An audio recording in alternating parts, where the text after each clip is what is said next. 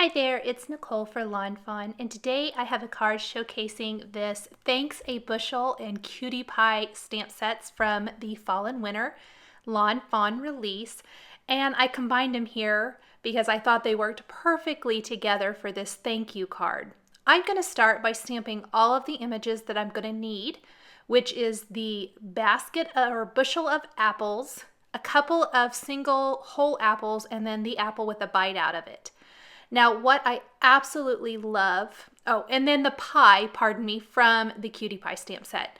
What I love about so many of the Lawn Fawn stamp sets is they come with faces. And this apple, Thanks a Bushel stamp set comes with a ton. So I'm going to add cute little faces to all of the apples. I love that for the one with a bite out of it, it looks like he's kind of cringing away from the bite, which I thought was kind of cute. You could definitely keep this a little bit more, I can't think of how I want to say it, not necessarily elegant, but this is more cutesy with the faces, and you could definitely go the other route by just simply not adding them. Once I have those all added, I am going to start coloring in all the images with Copic markers.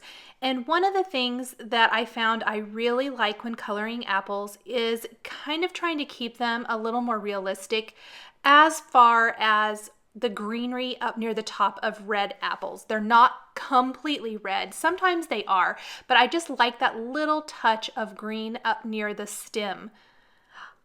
You have to really work to blend two colors that definitely do not want to go together, the green and the red. It does take a little bit of patience, and you may have to go over it more than once. The trouble with red colors in particular, as well as the G20 marker that I'm using, and mostly the G20. The G21 doesn't do this near as bad, but they tend to bleed a little bit outside the lines if you oversaturate the paper. So you'll see that I kind of skip around.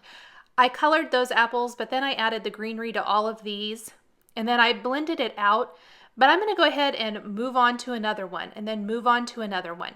I colored all the apples the same, so I went ahead and didn't leave all of that in the video, simply to kind of speed it up a little bit. The leaves, I colored all the same with YG 63 and 67.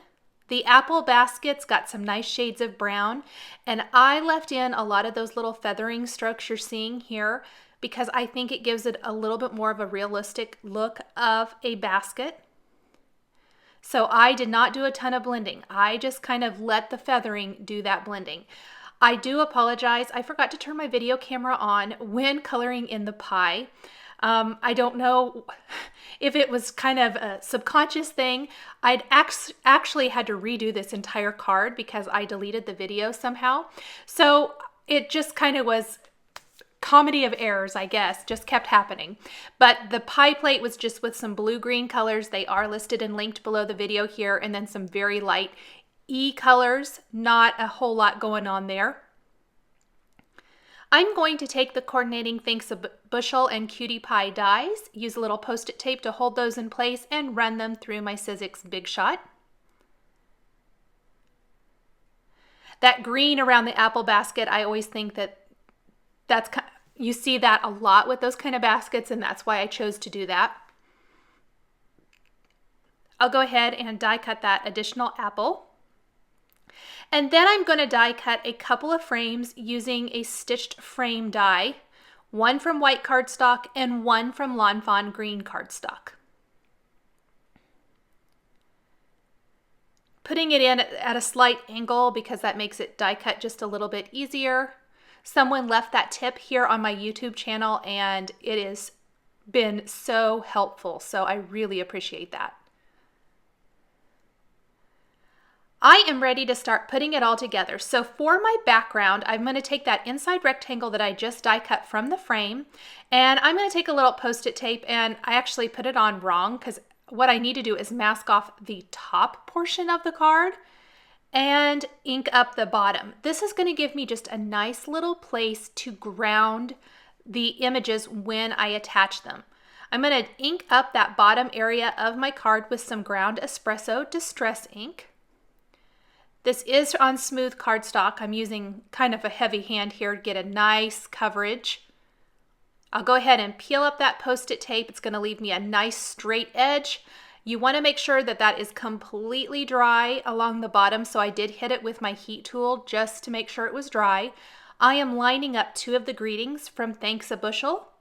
I'll pick them up with my acrylic block, ink those up with Versamark ink and stamp those right there along the brown. Sprinkle on a little white embossing powder and then heat set that. I like the nice bright white against the brown along the bottom of this panel. And the one layer helps keep this card really nice and flat, easy to mail. I am ready to start putting it all together now, so I'm simply going to take a white card base, eyeball and center my panel in the center of this. Then I'm going to draw a line of glue all the way around, and I'm going to go ahead and attach that white frame, and then I will attach the green one right on top of this. It gives it a little bit of dimension and just kind of helps frame it up a little bit better in my opinion. Not a ton of dimension, but just enough. So I'll layer that green frame right on top of there, put something heavy on it to hold it in place while the glue dries. And then I'm going to take the images and start attaching them right above the greeting. Starting with my largest image, plus I'm going to have another little apple peeking out from the left side. I think what makes this particular card successful is layering the images in such a way that it looks like they're kind of all, sitting on a tabletop of some sort. And some of the apples have spilled out, one of them has a big bite out of it, and the apple pie is sitting there right in front. I'm using some Zotz Bling glue dots to attach the smaller pieces. And again, on the right side, we're going to have one of the apples peeking out from behind the pie. Once all of those images are attached, there are a couple of cute little images from the Cutie Pie stamp set, the steam coming off of the pie. I'm going to stamp both of those using a little bit of the black ink here. I stamped the one, I'll stamp the other one right next to it. Nice finishing detail. I'm going to take a black glaze pen and go over the eyes and mouths on the faces where it's necessary, just to help make them pop and show up. The mustache on this top apple, things like that. I'm going to take glossy accents and go over the glasses on the apple that has glasses. I always think glossy accents is a great finishing touch to any image that does have glasses. And I had to unclog my glossy accents just a little bit. It was kind of sticking.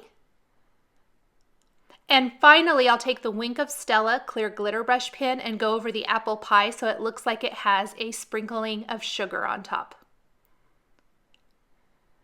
All just fun little ways to finish up and add detail to the card.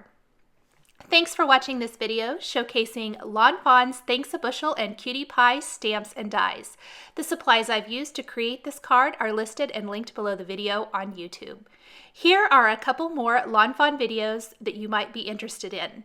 Thanks for watching, and we'll catch you later.